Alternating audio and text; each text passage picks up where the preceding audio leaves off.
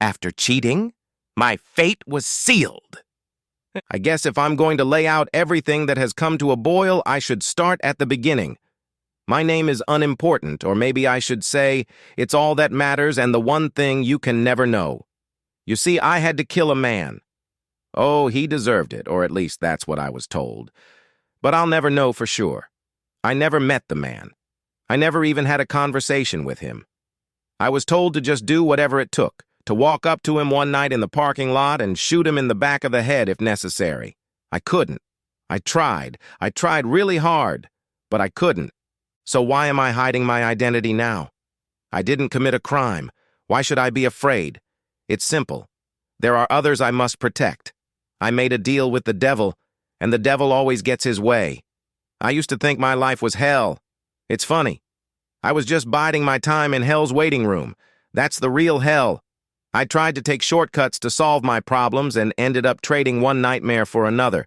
You see, I was married to, well, it's probably best not to mention her name. I don't want it to get out to the wrong people. Let's just call her stupid. That's what I call her. Men are so stupid. Some tramp comes in, spreads her legs, and the next thing you know, they're on their knees, offering her their heart and thinking they're the luckiest guys in the world. I thought so too. Believe me, it wasn't. My heart was the only thing she wasn't interested in. She wanted everything else. She kept me happy and wealthy, bore me 2 children, and then this two-way love relationship turned into a one-sided and demanding endurance contest to see how much I could take before I broke. She would go out with her friends at night and come home late, then even later, and then not at all until the sun came up. She would put a pot of stew in the fridge and the kids, and I would be full all week while she went out. I started cooking normal meals so the kids could eat better. If I tried to bring it up, she would blow me off. I'm entitled to a little entertainment now and then. You've been missing home all day. You don't know what it's like. It's just a little entertainment. I have nothing to apologize for.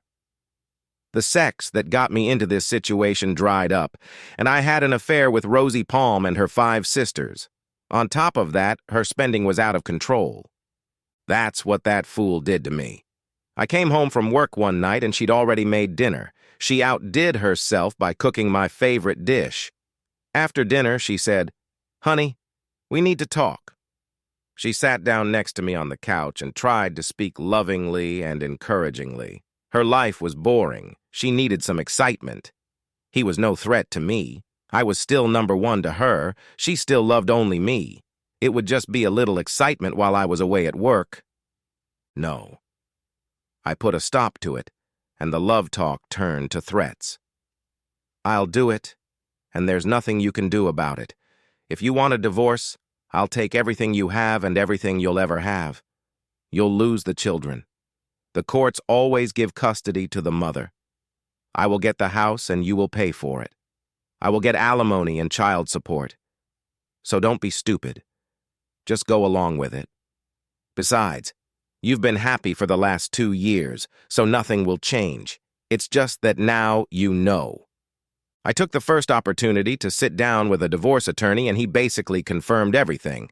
It was a no-fault state.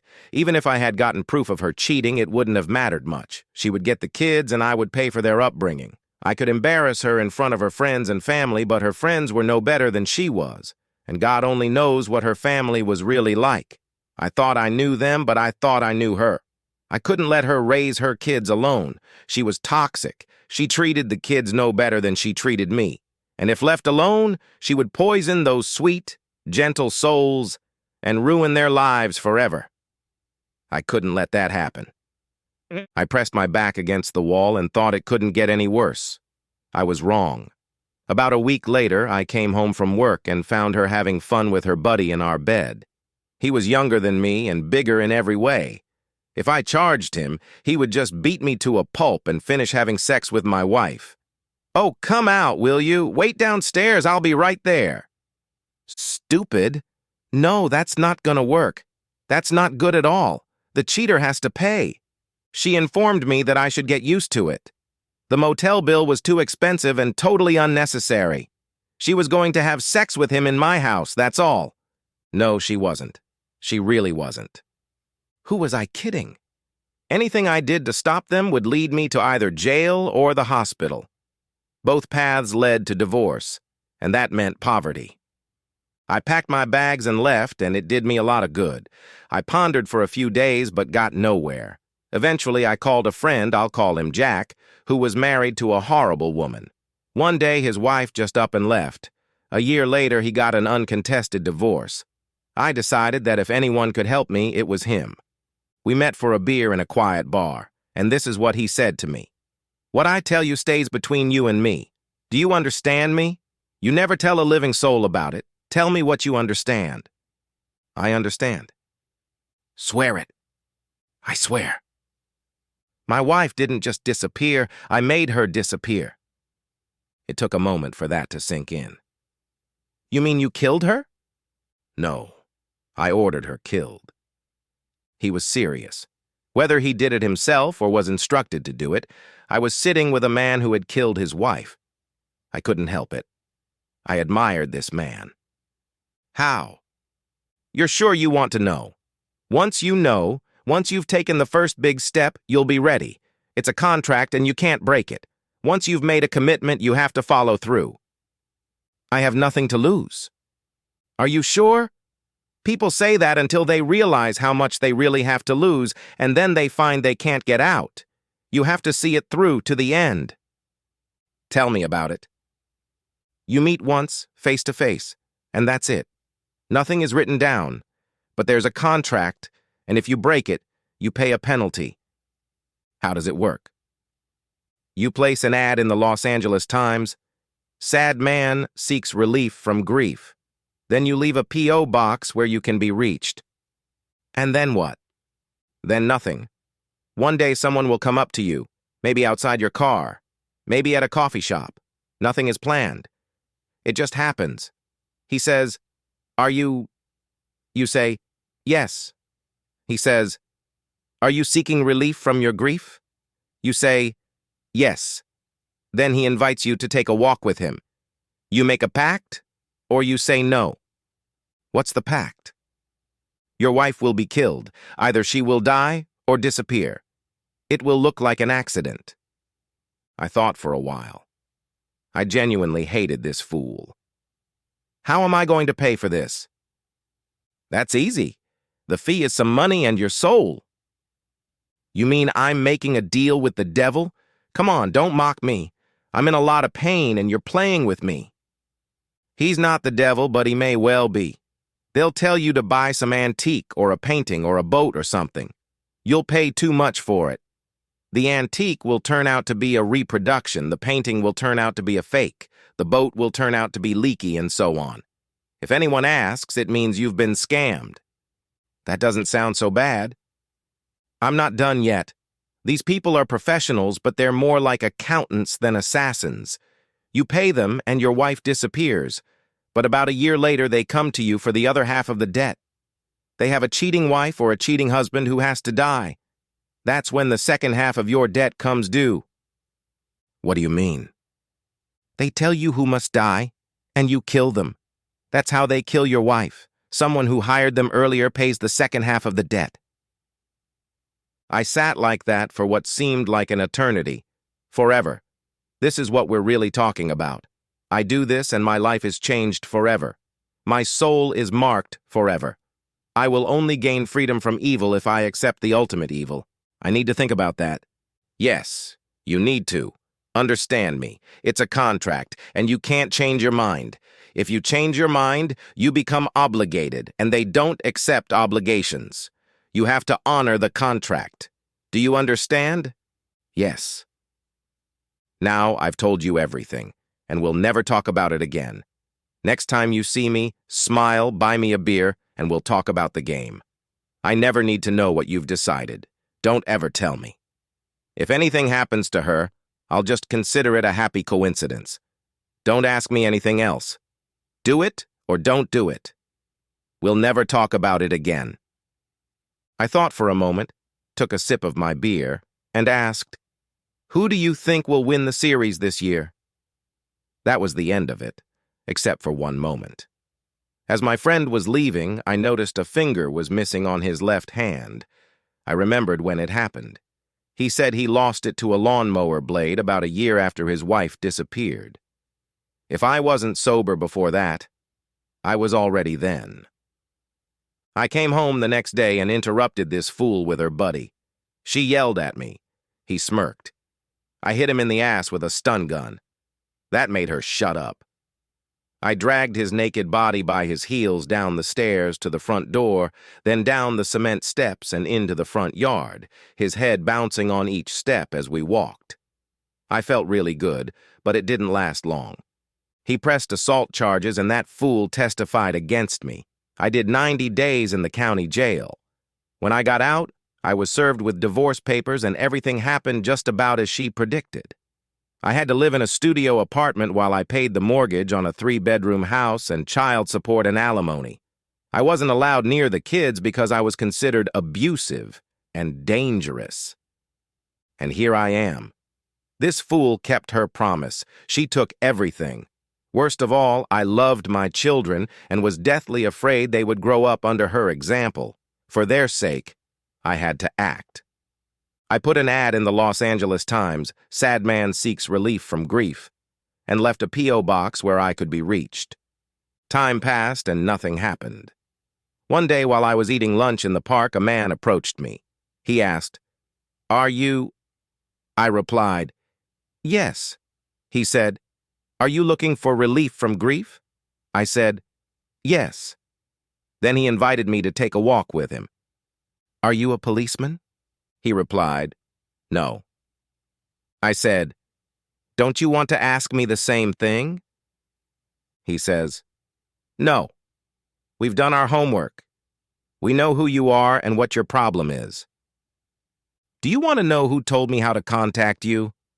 "No, we think we know. It doesn't matter anyway." "Is he in trouble?" "No. Rumors are the way our business works. Just remember that a wrong word said to the wrong person creates a problem, and our solution to the problem is harsh. If you make a mess, you clean it up." I had a strong feeling I should believe him. How does it work? In about a month, an antique tea table is going up for auction at an auction house downtown.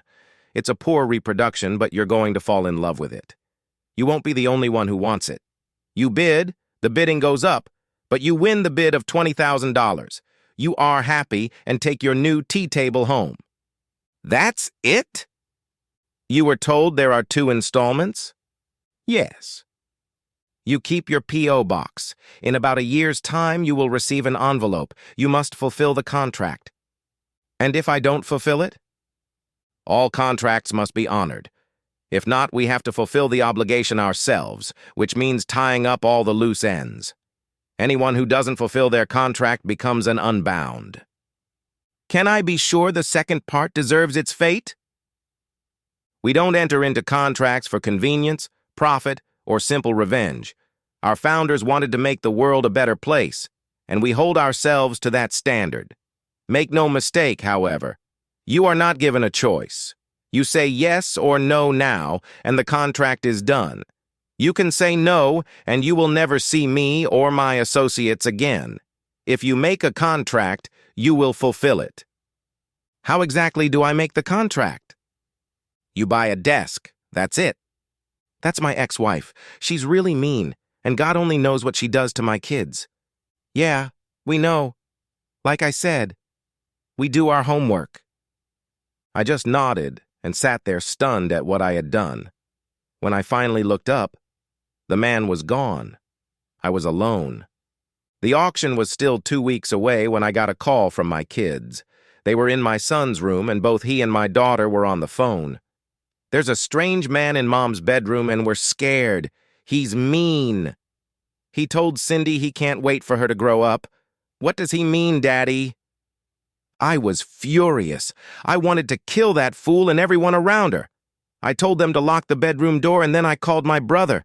I couldn't go in there or I'd be arrested, but he could. He went, banging on the door until the cheating woman finally answered. She was pissed.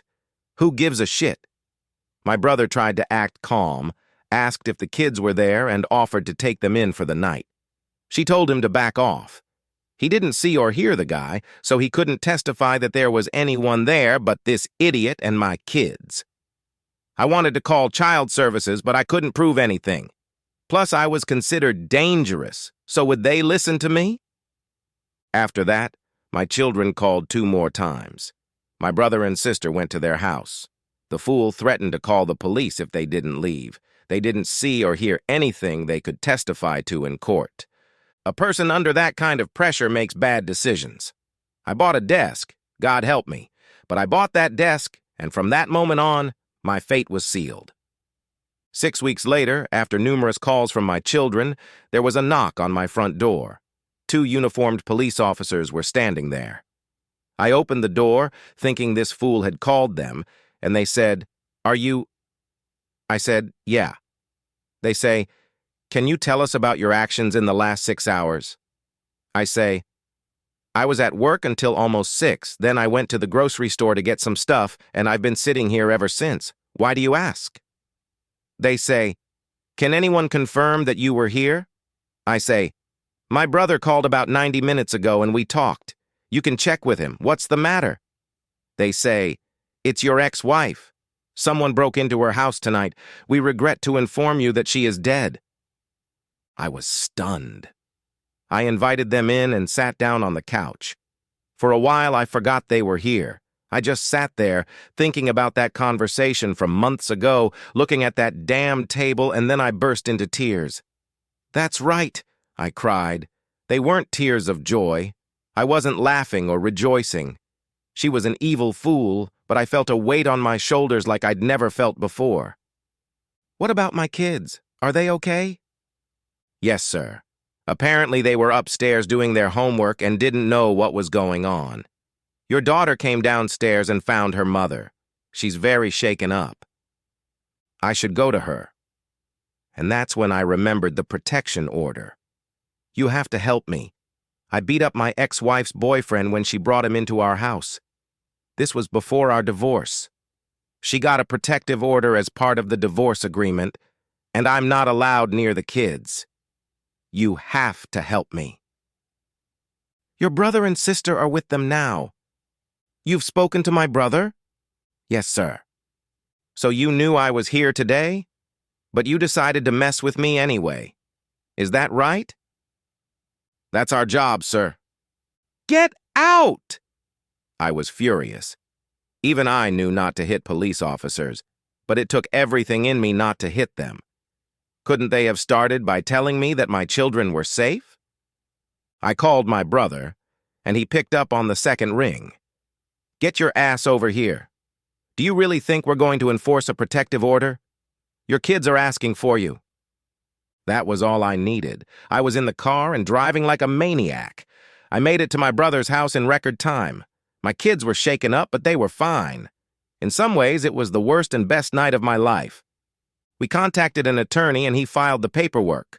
Child Services interviewed my kids, and the judge lifted the protective order. I got my kids back. I cleaned up the house, and we moved back in. I ripped out the carpets, painted the walls, and did everything I could to make the house not like the one where my wife was killed. I tried to erase the memories from my children's minds. I scheduled psychotherapy for them. My brother and sister wanted me to go, and for a while I did, but I could never tell the therapist what was really bothering me. And what was bothering me was the calendar. Week after week, month after month, I knew what was ahead of me. Week after week, I went to the P.O. box and checked my mail. Week after week, the box was empty. I began to tell myself that they had forgotten me, but I knew it was for the best. About a year after my wife died, a large manila envelope with no return address ended up in my box. I took it to my car, opened it, and read my assignment. It said he beat his first wife and loved his children very much. His second wife had 2, a boy and a girl. Maybe it was true, maybe it wasn't. I don't know. They knew exactly what to tell me. All his habits were documented. There were pictures. It listed where he worked, where he drank, even what he drank, what roads he took to and from work. It even included the name of his girlfriend and where she worked. On top of everything else, he turned out to be a fraud. And finally, it even had some suggestions on how to do it. It was a basic how to kill a man manual. They had it all worked out. They gave me a month to get it all done. I studied it. I planned it out. One night I tried to run him down as he was leaving the bar, but I swerved at the last moment. I thought about buying a gun, but I couldn't do it. I stayed up nights looking for a solution to my problem, but there wasn't one. I just didn't have the strength. I couldn't kill a stranger. With this discovery, my fate was sealed. These men who held my contract were the ones who could not be disappointed. I knew I had only one option. I made an appointment with an attorney and wrote a will. In the event of my death, I want my children to go to my brother and his wife. They are good people who have always wanted children. They will raise them right. About 2 months after I received the package, I read in the newspaper that a man had been found beaten, robbed, and murdered in an alley. It was brutal. Someone had taken their anger out on him. I recognized the name and realized what was in store for me. I was worried about my children and put double locks on my windows and doors. I knew I couldn't hide for long, so I did the only thing I could do for my kids. I started eating my lunch in the park. I realized I couldn't stop them, but I could control the place where it was happening. So that's the end of my friend's story, at least most of it. I guess it's up to me to finish his sad story. You see, I'm Jack. It was a Tuesday, about a month after that guy was killed in the alley. I walked up to my friend as he was having lunch alone in the park and sat down next to him. "I heard your wife died," I said. "Yeah." "Good. The kids are doing better." "Yeah." He didn't even look at me. I told you the contract was binding." I never wanted this conversation. It wasn't supposed to happen this way. "I know. I thought I could do it, but I couldn't." My friend turns away for a moment and looks at me. There were tears in his eyes. He seemed to be looking at the missing finger on my left hand. I knew what he was thinking. Yes, I had hesitated once before. Losing that finger had been the encouragement I needed then. He looked away. For a moment, it seemed he was studying the autumn leaves, a riot of colors marking the end of summer and the coming of winter. "It's all right. I know the price I'll have to pay. I've come to terms with it. At least my children are safe and happy. I haven't caused you any trouble, have I?" "Not really," I said. I put my hand on his shoulder. For a moment, I felt my soul burn into ash, and I realized my eternal fate was sealed. I put the barrel of the gun to his left ear, and in one hard, cold motion, everything he knew was gone. The end! Subscribe to my channel. Thank you!